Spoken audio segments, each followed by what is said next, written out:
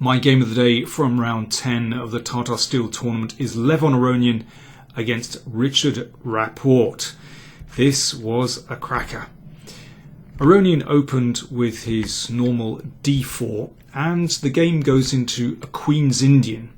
So a very orthodox opening from Richard Rapport, but remember he played this against Wesley So earlier in the tournament and achieved a very good position. So everything normal so far, and Aronian has played g3. This is one of the main variations. 40-50 years ago this was the main line of the Queen's Indian. And now as White is beginning to gain some control over e4, he would like to play, for example, Queen c2 and e4. Then Black occupies the e4 square. This is absolutely main line. And well, in the 1970s and 1980s, Queen c2 was the main move, or even earlier than that.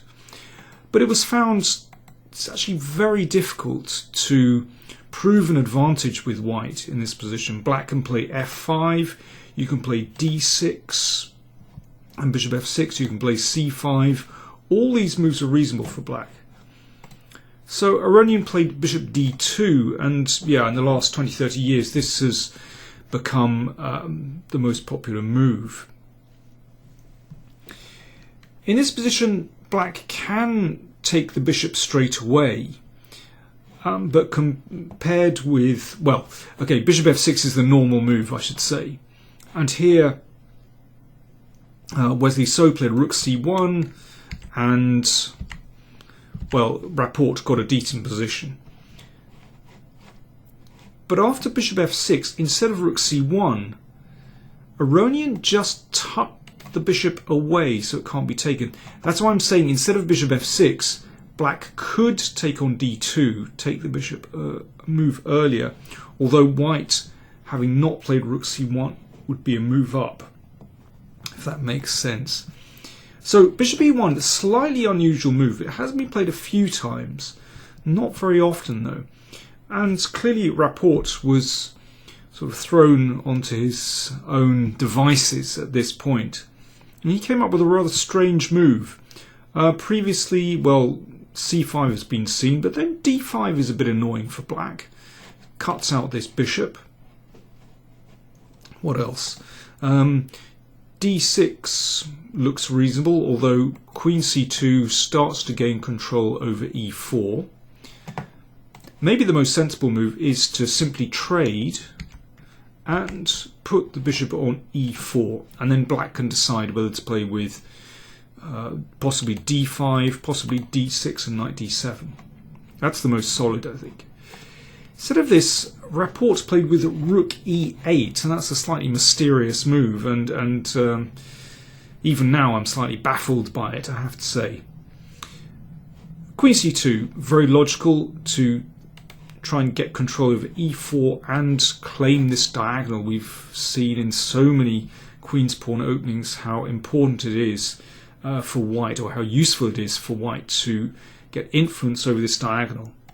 So there's a threat to take the knight on e4. d5 from Rapport. So maybe this is his idea that he would very much like White to trade on d5, and then of course the rook stands very well on the semi-open file supporting the knight on e4. But Aronian played very well here. He exchanged on e4 and just dropped the knight back to d2, and this forces a trade in the middle because obviously White is going to win this pawn, so Black takes the pawn in the middle. And now an excellent move from Aronian. Before he recaptures on e4, he plays rook d1. And obviously there's a potential pin here. White, apart from recapturing the pawn, is threatening to play knight b3 and then to win the bishop through this pin on the d-file. So the queen ducks away. But now knight e4, and that bishop is rather embarrassed on this square. If it goes back to e5, then f4 traps it to some extent. So Rapport put the bishop back on c5. Not a beautiful square by any means.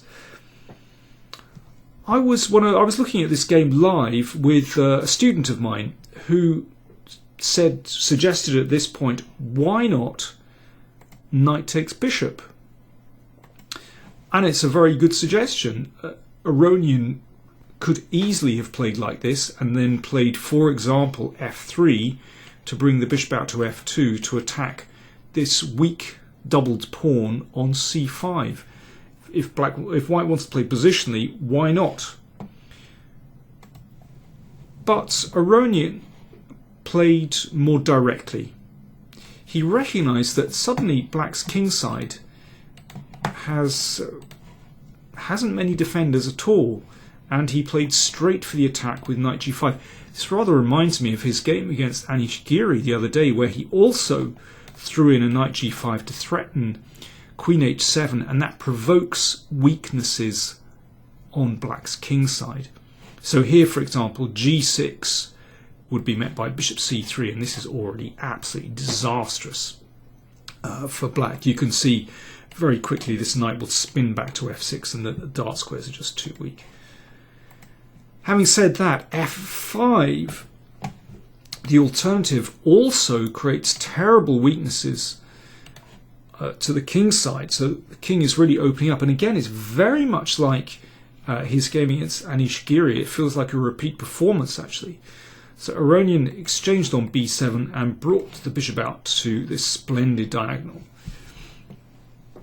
And this is already an absolutely desperate situation for black. The problem is that these pieces just don't connect with the king side. They're just the pieces are still on their starting blocks, and white's attack is in full motion. So, for example, if knight c6 was the move we'd like to play, white steams in with the rook, threatening here. Can't interpose with the rook because that would just be traded, and then e6 drops. And if bishop f8, then just e4, and we're starting to crack open all the lines. I mean, this is an utter disaster. What else? What about h6? Well, this is, I'm afraid, too great an invitation to risk. Let's just crash in, and that check. Well, if bishop f8, then queen f5, and if king h7. So white has two pawns. There's these pieces just aren't in the game, and this is an utter disaster. White is going to win very, very easily here. Let's go back. So in this position, Rapport is in serious trouble. He brought the bishop back to f8 to defend g7, but e4 anyway. Very, very difficult position for black. And after h6, then Aronian didn't bother retreating. He just crashed in on f5. If e takes f5, well, this is a very simple way of proceeding. Just exchange off the rook on e8. That allows the knight to be taken, but queen f5, and once again black's pieces are just don't get there in time. And here's a very nice way of opening things up. h4, and if, for example, g4 trying to keep the position closed, rook e5 exploits the pin and check, and it's got to be mate very, very soon. And if g takes h4, rook e4, and again the rook switches over. I mean, it's very mechanical actually. White simply wins by sheer weight of numbers. There simply aren't enough pieces around the king. Well, let's go back. So after e takes f5, Rapport took off the knight, but now f6. And again, it's very simple. White is simply opening up the king side, so the threat is just to play queen g6 and take here, and just a disaster. Black has to try and connect. That's why Rapport played c5, so that the queen can swoop over. And now Aronian just brings the rook into the game. It's just beautifully done. And Aronian was playing these moves so quickly at this point. You know, he had no doubt in his mind that he was going to win this game. You know, no doubt he calculated some variations, but I'm sure he was playing this just on feel alone, actually. So, for example, if the knight comes over, then just take on g5. Suddenly there's a threat here. The queen threatens to come in as well. Terrible. G takes f4. Rook. The rook comes into the game. So Rapport tried to close the position with g4, but again, just kept pushing on. So the rook just desperate to join. If e5, then we take on g7 and f6, followed by f7. Nothing can stop White's attack now. G takes f6 played. F takes e6. If rook takes, then queen check. This is a very nice move. We would like to play this move to hit lots of lumps, but then queen e4. So what White does first is check, drag the queen over, and then bring the queen back to f5, followed by bishop takes f6. And, well, all these moves are coming in. Yeah, we gain a tempo on the rook first. That's nice. In this position, after f takes e6, queen h7 played. And here's a beautiful move, so elegant. And Aronian played this almost instantly. Queen g2. Very embarrassing for black.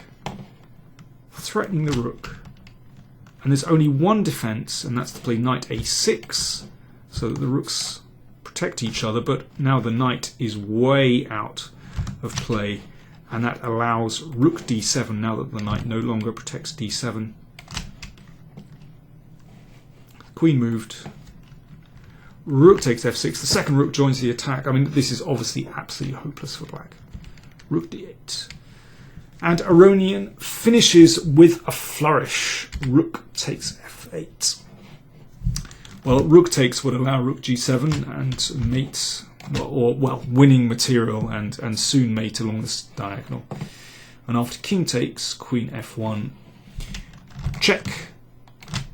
Rapport resigned if, well, let's say king g8 will play rook check and rook g5. And this is mate in 2 after that. Queen f5. Beautiful performance by Aronian, and so reminiscent of his game against Geary. It's uncanny, actually.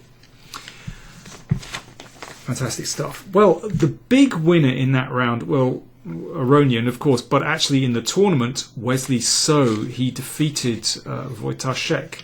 Carlsen only drew. Elyanov and Wei Yi drew. So now Wesley So is a point clear with just 3 rounds to play.